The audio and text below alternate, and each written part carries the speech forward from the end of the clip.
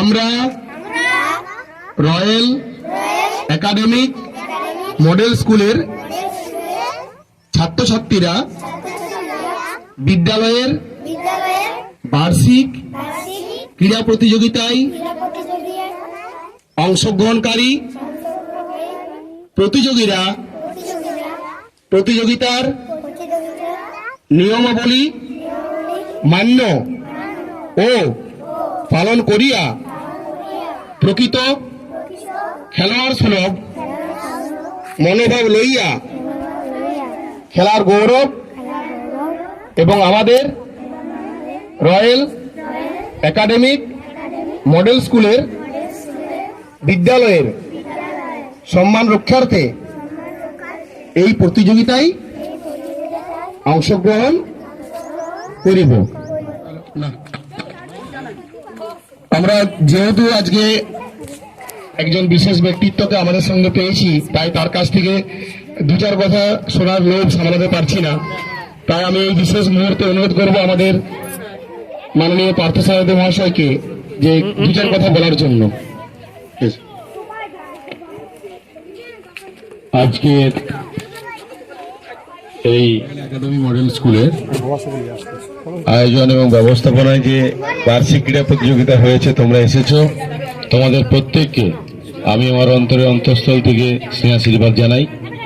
এবং যে সমস্ত অভিভাবকরা এসেছেন, আপনাদের প্রাণের চেয়ে প্রিয় আপনাদের বাচ্চাদের এখানে ভর্তি করেছেন এবং খেলাধুলার মাধ্যমে ওদের যে মনের যে সর্বাঙ্গীন বিকাশ, সেই জায়গায় এই বিদ্যালয়ের পাশে আছেন। আপনাদেরকেও আমি আমার অন্তরের অন্তঃস্থল থেকে শ্রদ্ধা নিবেদন করি।